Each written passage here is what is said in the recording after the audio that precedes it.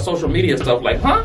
Like, who are you? Where you come from? And a lot of times it's really our young people see it and our young people want to emulate it, but it don't be true.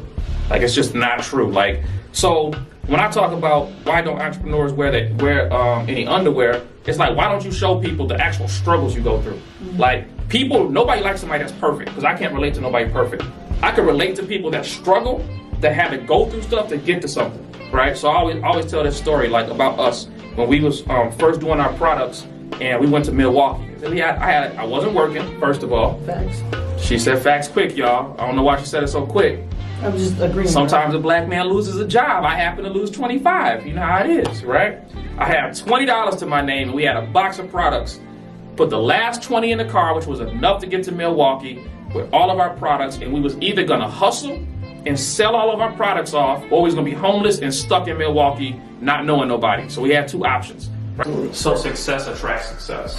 If you think about the school, I don't know if yes, success attracts success, absolutely. Law of attraction. But does fake success attract fake success? Beauty supply store. I remember this sister came in. She was hitting on me in a beauty supply store because I was the owner, and I told her. Let me ask you something. Yeah. Is the episode about women hitting on you all this time? Low key. Or is it about whether or not success makes somebody? I mean, it's both. Like, I gotta use personal experiences. Both. So now we're I mean, discussing what other experiences can I use besides my personal experiences? No, but what experiences can I use besides my personal experiences? Like, no, please share with everybody. Like, your I wasn't okay. So, but my point is, I wasn't mildly successful. Like, the beauty supply store was not making money. I was broke. We was hustling hard, trying to like stay above water, not to drown in debt. But to her, all she saw was perceived value. Like, oh, you own the store? She's like, oh, that's lit. I ain't never seen no black store owners that own a beauty supply store. What's to it? Let me get your name. I don't care if you're white or black. All that. There, boy, let me get your she name. didn't say like that, but I'm saying like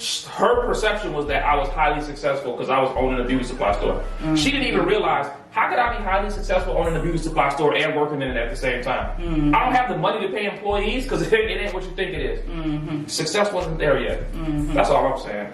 Something that I call the fish tank theory. And the fish tank theory says that if you have a fish in a fish tank and the fish gets dirty, and you take it out of the water and you clean it and you put it back in the fish tank that's dirty, but you don't clean the actual fish tank, you're not really helping the fish.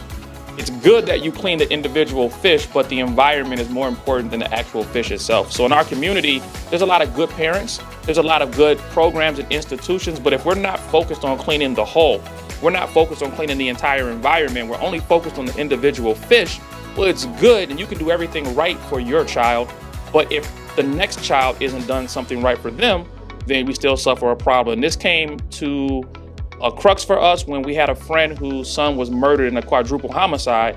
He did everything right to raise his son, but because there was no institution in the community for somebody else's child took his child from him because we were focused on just the one child, just the one fish, instead of focusing on the fish tank. But if we have a fish tank mentality where everybody matters, where we're looking at the community versus the individual, now we can start to really impact our community on a bigger scale. So, for us, our success is rooted in the student success. And the student success really is rooted in their family success. So here we have village mentality. Even though the children attend the school, really we're servicing the family because we're focused on breaking generational curses. We're focused on teaching people how to come out of poverty, how to make money, how to build generational wealth, how to change for the better, right? So for us, the success of our students really is our success. Now, people that want to help, there's a million ways you can do it. Of course, you can donate your time, you can volunteer. We've had people that have created courses and donated courses to the school to teach the children how to do Amazon drop shipping, how to do get started in real estate at a young age. What does credit look like? What does good credit look like? That we're so strong about helping people to build highly profitable private schools is when you're building a school, you're not just building a digital community. Like, you're not building a community of people that follow you because you have something in common. You are, but in this case, you're building a community that's an actual community of people where they're physically touching, meeting each other, interacting with each other, and it's going to help you build your community digitally as well. So part of any successful movement is building a community. And so in this instance, when you have a school, you're not only, most people think, well, I don't know how to teach children. It's not just the children. You have the children, you have their families, you have the friends of their family, you have the community. You're actually building a community of people to support you. I felt imposter syndrome on so many levels, all right? I remember to Atlanta to go to the Social Proof alumni dinner a few years ago. And when I got there to the actual event, and everybody was looking beautiful, but it was like a room full of multimillionaires. And then there was me.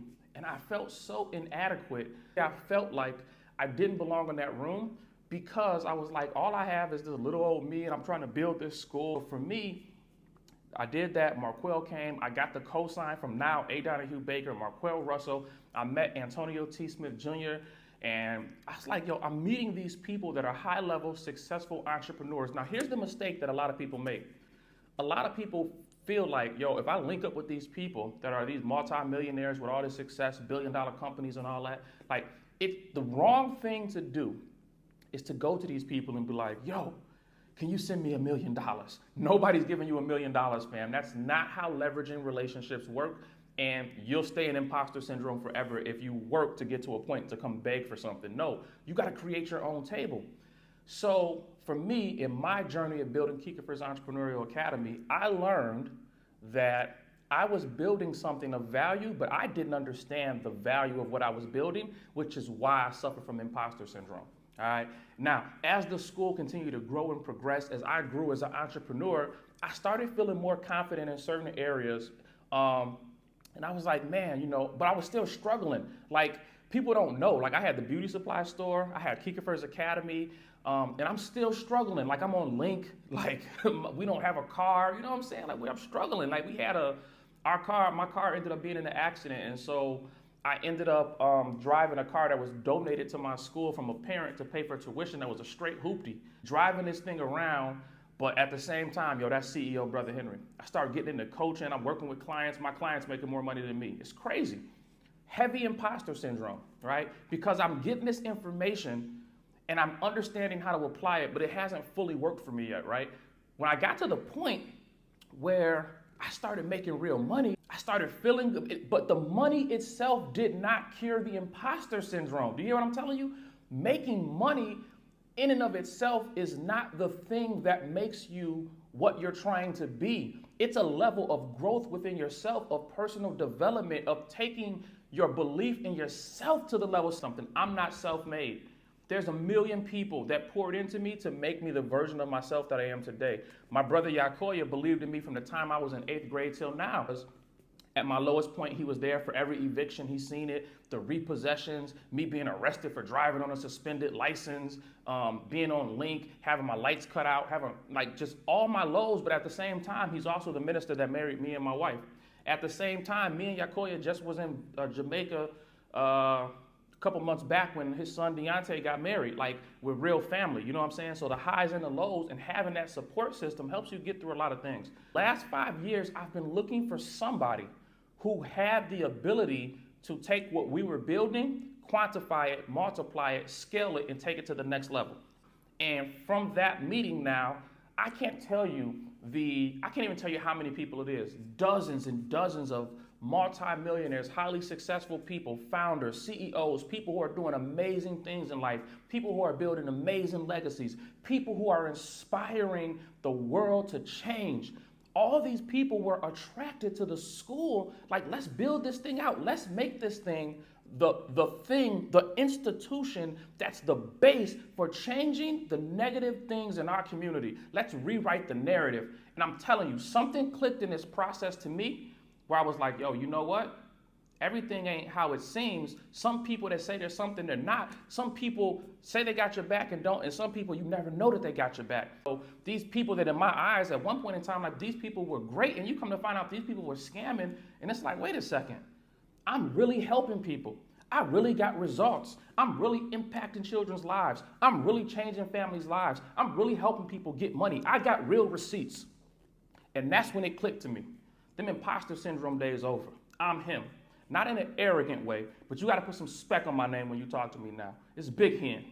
The imposter syndrome days is over. So I'm making this video for all my entrepreneurs out there who going through the struggle, who going through growth and progress, to understand if you come up against imposter syndrome and you start feeling like, man, I'm not qualified, I'm not good enough. I'm not the person who should be in this position. Guess what? If God put you in that position, you meant to be there.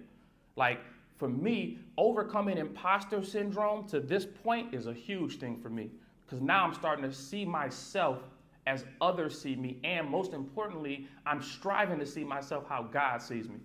And that's the most important thing. How could I be an imposter if God put me in this position and God's backing what I'm doing? How do I know God's backing what I'm doing? Because he's made me successful in areas that I should never have been successful on my own. It ain't me, y'all. It's definitely not me. It's God all day. It's not me. I ain't got the skill sets to do some of these things. It's only God working through me and my ability to see God in other people. When I see greatness in other people, I don't hate. I get close to them and ask questions. How did you do this? What led you to this? How did you become this person? What books did you read? Who did you talk to? What circles were you in? What type of environment did you create? I want to know how they got great so I can become great. And I'm telling you, if you take on that type of attitude, if you see the God in yourself and you see the God in other people, that's the easiest way to overcome imposter syndrome, because now it's not about you or the other person. It's about recognizing God and hearing God in the messages, in the movements, and in the actions of other human beings.